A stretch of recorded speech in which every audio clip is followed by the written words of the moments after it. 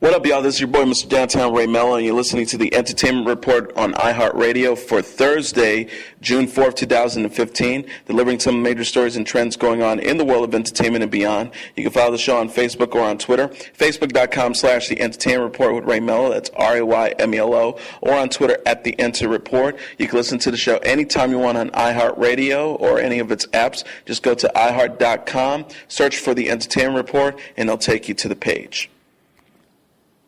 Jim Bob and Michelle Duggar are defending their handling of eldest son Josh's molestation of 5 underage girls, including 4 of their own daughters. In an interview with Fox News' Megyn Kelly on The Kelly File Wednesday, the reality TV show went into great detail about what exactly happened 12 years ago when Josh, the eldest son of the 19 kids and counting family, confessed to having touched some of his younger sisters and a babysitter inappropriately.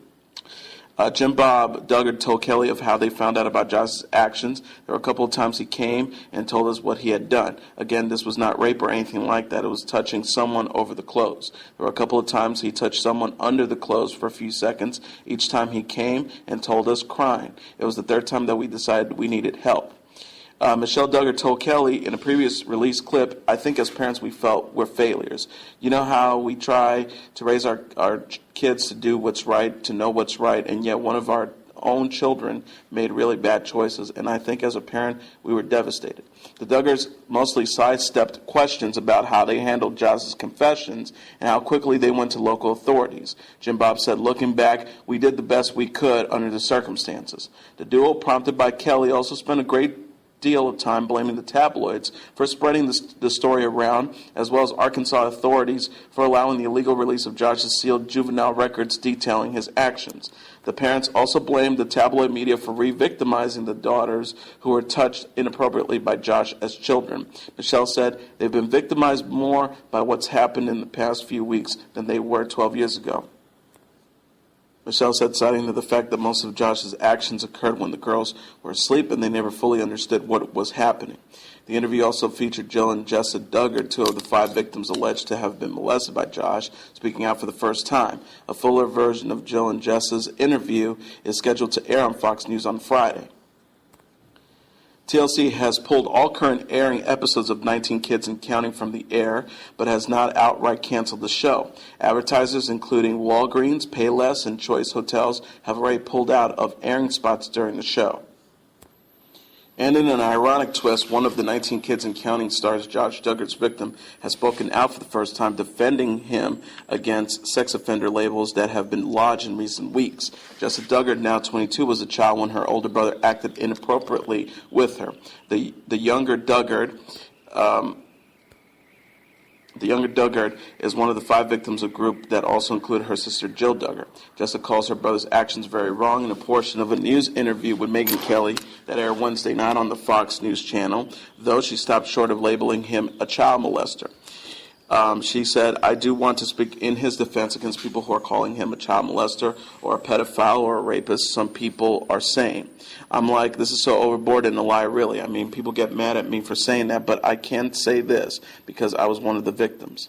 In a previously released teaser, Jim Bob and Michelle Duggar, the parents of the 19 Kids and Counting family, spoke on being devastated when Josh came to them with the revelation of his actions. Duggar told Kelly in the clip, "I think as parents we're failures. You know, here we try to raise our kids to do what's right, to know what's right, and yet one of our children made really bad choices." Social media quickly exploded with angry reactions to the Duggars' explanation of how they handled the molestation scandal and what many perceive as Kelly's softball questions. Former daytime talk show host Montel Williams said Jim Bob is an awfully cavalier about these incidents for a guy who ran for Senate on an incest should get the death penalty platform, who went on to express his disgusting in a string of tweets calling the couple creepy, creepy, creepy. Lisa Bloom from NBC News legal analyst and author of Suspicion Nation wrote, "Where does Duggar safeguard revealed in tonight's interview? No male babysitters. Hello, the threat was coming from your own family." Socialite and PR executive Lee Raswell wrote, "They are trying to justify themselves, justifying incidents and sexual abuse." The hour-long interview became the #1 trending topic on Twitter, and it included with a teaser where Duggar's daughters, Jess and Jill, admitted that they were among Josh's victims. Kelly promised viewers that portion of her sit-down would air on Friday. Mary Lopez tweeted, "Molesting a child isn't a mistake. It's a crime. To call it anything else is minimizing and unfair to victims." A tweeter at Toy Stories tweeted, "So that Duggar boy was molesting his sisters and they just told him to stop and prayed for forgiveness." David Ross Jr. said, "It seems the Duggar Fox News interview went not so well." But not everyone was critical of the Duggar family. In fact, some viewers lashed out at Arkansas's authorities for releasing the sealed police report and the media for disseminating the information. Colleen Johnston tweeted, "Just from a legal perspective alone, it is illegal to release sealed juvenile records. Hashtag Duggar, hashtag Kelly File." Catherine Chappell, a special effects editor who had worked on HBO's Game of Thrones, died Monday in Johannesburg after being mauled by a lioness at a safari park. Chappell was visiting South Africa in an effort to protect wildlife from poachers. While visiting the city's lion park, a lioness lunged at Chappell through the open window of her vehicle. All the passengers in the car were injured while Chappell succumbed to her wounds. In addition to her work on Game of Thrones, Chappell also performed special effects work on blockbusters such as Godzilla and Captain America the Winter Soldier. According to her IMDb page, Chappell also wrote, produced, and directed several of her own short films, such as 2008 Grim Determination. Chappell's sister Jennifer posted a tribute to her on her Facebook page, published by the Daily Mail. She wrote, Katie was a brilliant, kind, adventurous, and high-spirited woman. Her energy and passion could not be contained by mere contents or oceans. She was very much loved and shared her love for life with those she met. Chet Hanks, the son of Oscar winner Tom Hanks, defended the use of the N-word in his music on Tuesday. Chet, who raps under the name Chet Hayes, said in an Instagram video, "Look, I know the majority of y'all are not going to get this, but because the history is still so fresh in our country. But hip-hop isn't about race. It's about the culture you identify with, and can no one tell me what I can say? If I say the word N, I say it amongst people I love and who love me." Chet wrote in the caption from the video, "And I don't accept society getting to decide what anybody can or can't say. That's something we call free speech." He also continued by saying, "The way I see it, it's a word that unifies the culture of hip-hop all across races, which is actually kind of a beautiful thing. It's a word that can be used out of camaraderie and love, not just exclusively for black people." 4 months after Suge Knight allegedly mowed down two people near the set of Universal Straight Outta Compton, leaving one dead and the other injured, the widow of the man killed in the crash has slapped the studio, Knight, and producers Ice Cube and Dr. Dre with the wrongful death lawsuit. Lillian Carter filed the suit Wednesday in Los Angeles Superior Court, naming the high-profile defendants along with filmmaker and activist Cleve Bone Sloan, who was severely injured in the January 29th hit-and-run. Knight is currently jailed, facing a murder charge in connection with the crash. He is also charged with 1 count of attempted murder and 2 counts of hit and run, with an allegation that he's committed a serious and violent felony while out on bail in connection with another crime. The legal papers obtained by the rap states that Knight carelessly, recklessly, violently, and negligently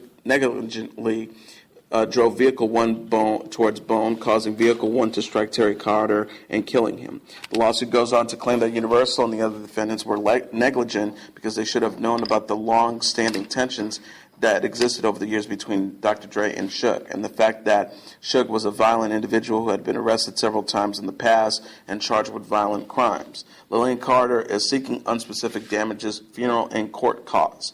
Dr. Dre and Knight co-founded Death Row Records together in 1991, but their relationship eventually soured. Knight has pleaded not guilty to the charges. His trial has been set for July 7th, but was delayed after he suddenly changed lawyers on May 29th. The fallen hip-hop mogul is currently being held on $10 million bail and is facing life in prison if found guilty due to prior convictions. Universal declined to comment on the lawsuit. Meanwhile, attorneys for Dr. Dre and Suge Knight did not immediately return requests for comment. In the latest in a constellation wave that has been rolling through the media and telecommunications world in recent months, Dish Network is close to inking a merger with T-Mobile USA. The two sides are said to be in a close agreement, but are still hashing out the final details on pricing and the combination of cash and stock, according to the Wall Street Journal on Wednesday. Dish founder and chairman Charlie Egren would be chairman of the combined company, the report said, while T-Mobile chief John Legere would serve as CEO. Representatives for Dish and T-Mobile have not yet responded for requests for comment. On paper, the merger would be one of the relatively equals. T-Mobile USA, which is owned by Bonn, German-based Dish Telecom, has a market capitalization of $31 billion.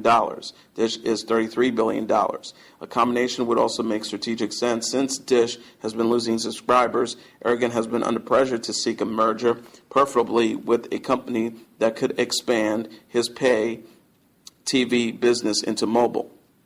The news comes amid an outbreak of merge mania in the media sector. AT&T is about to close on its $49 billion purchase of DirecTV. Charter Communications announced plans to buy Time Warner Cable and Bright House Networks for $66 billion. And Verizon recently agreed to buy AOL for $4 billion.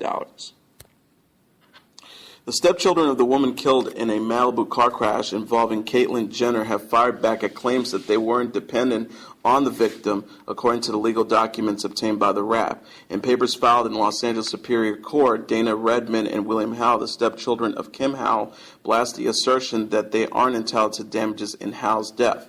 Jenner's team sought to shut down a lawsuit brought on by Redmond and Howe, claiming that the pair weren't reliant on the victim. The answer to the lawsuit filed by Jenner's team read, these two plaintiffs are financially independent, successful adult stepchildren, ages 57 and 60, who have lived out of state in Maine and New York for decades and who were not financially dependent on the descendant for the necessities of life. The answer filed in late May concluded in a wrongful death case, it is not sufficiently merely to allege the conclusion that a person is dependent upon this decedent. The court document filed by Redmond and Howe contends otherwise. The document reads, without any knowledge about the relationship between Ms. Howe and her stepchildren of more than 40 years, Mr. Jenner, the document was filed prior to Jenner's adopting her new identity as Caitlyn, made bold assertions about their relationship. Stepchildren can be just as much as children to their parents, and the mere fact that family members live in different parts of the country does not preclude them from having a real relationship or from being financially dependent upon one another. In their suit, Howe and Redmond alleged that Jenner was careless and negligent in the crash which occurred in Malibu, California in February. Their suit alleges that Jenner's vehicle hit Howe's car, pushing it into oncoming traffic. According to the suit, Howe's death caused plaintiffs to suffer enormous damages and losses. Howe and Redmond are seeking unspecific damages. General Hospital fans can celebrate the return of two characters before bidding goodbye to a third. Jonathan Jackson and Nathan Parsons are returning to the ABC soap opera for a limited arc to coincide with Anthony Geary's last days on the daytime drama. Insiders close to the show told the Wrap. Jackson, who left in 2011, will reprise the role of Lucky Spencer, son of Luke Spencer, played by Geary. Parsons will be back as Luke's other son, Ethan. After leaving General Hospital in 2011, 33-year-old Jackson joined the cast of Nashville, also on ABC, as singer-songwriter Avery Barkley. Parsons is currently on the CW's The Originals, which has been renewed for the fall season. Geary, who's played Luke since 1978, announced he was checking out of General Hospital last month.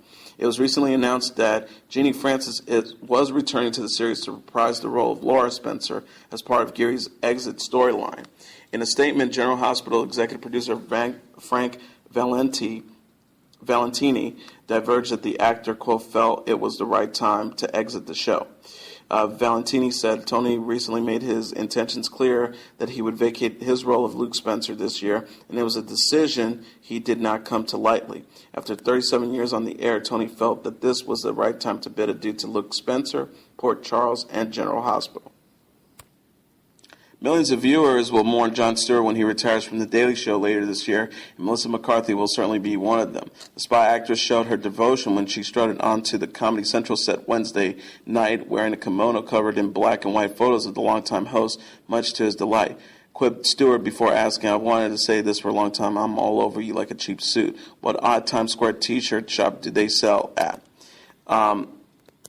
McCarthy said, sadly, this is me making it. This is how I'll rock myself to sleep every night when you stop doing your show. Her superfan told him while spinning around to show off her very unique outfit.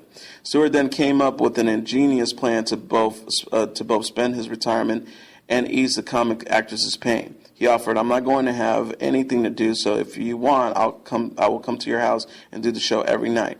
McCarthy currently stars in Spy alongside Jude Law and action star Jason Strahan, who she claims is not all he seems. He says that voice is not real, he's not British, and he's got a very high-pitched, squeaky voice in real life. She revealed before Stewart compared the tough guy to Alvin and Chipmunks. Jada Pinkett Smith finds her Magic Mike 30 co-stars inspiring, maybe a little more than inspiring than some of the men she's worked in in the past. Pinkett Smith stopped by the Howard Stern show Wednesday and revealed she was turned on by the guys on the set of her upcoming film. Pinkett Smith admitted, "As a woman, my experience has been you see a guy and you can get a guy to inspire you, but to walk into a room full of men that inspire you, this was the first time that has ever really happened to me." When I hear Will Smith and my male friends talk about how they will see 40 women a day that are like, "Yo," I'm like, "Really? How's that possible?" I might see a guy once in a while, and I'm like, But on the Magic Mike set, baby. Stern asked "Really, were you turned on?" She responded, "I was." But one leading man who apparently didn't do much for the actress was her The Matrix co-star, Keanu Reeves. Pinkett Smith said, "I auditioned for Trinity, but Keanu and I didn't click. But we actually became really good friends after I played Nobi. We just didn't have any chemistry, him and I don't think it was his fault. I think it was just as much my fault as anybody." Still, she wasn't upset that Carrie-Anne Moss got the part of Trinity because, in Pinkett Smith's words, Moss was better and she deserved the role. Pinkett Smith added, "I looked at Carrie and I just thought she was freaking amazing. There was no way in the world I would have brought that." Another topic discussed during the interview with Pinkett Smith's departure from Gotham, where she played Fish Mooney. When asked if she would consider returning to the Fox series, the actress didn't immediately rule it out, saying, "We'll see what happens." And finally, here's the top 10 hit singles on the Billboard Hot 100 charts. Number 10, T-Wayne with Nasty Freestyle. Number 9, Maroon 5 with Sugar. Number 8, David Guetta featuring Nicki Minaj, Bebe Rexha, and Afrojack with Hey Mama. Number 7, Jason Derulo with Want to Want Me. Number 6, The Weeknd with Earn It from the 50 Shades of Grey soundtrack. Number 5, Mark Ronson featuring Bruno Mars with Uptown Funk. Number 4, Walk the Moon with Shut Up and Dance. Number 3, Fetty Wap with Trap Queen. Number 2, Taylor Swift featuring Kendrick Lamar with Bad Blood. And once again, the number 1 song on the Billboard Hot 100 chart for the week of June 13th is Wiz Khalifa featuring Charlie Puth with See You Again. And there's your entertainment report for Thursday, June 4th, 2015. I'm your host, Mr. Downtown Ray Melo. I'll be back to wrap the week up tomorrow, delivering some major stories and trends going on in the world of entertainment and beyond. You can follow the show on Facebook or on Twitter, facebook.com/The Entertainment Report with Ray Melo. That's RAYMELO. Or on Twitter at The Enter Report. You can listen to this episode or any previous episodes of The Entertainment Report on iHeartRadio. Just go to iHeart.com, search for The Entertainment Report, and it'll take you to the page. Good night, and God bless you all. Bye.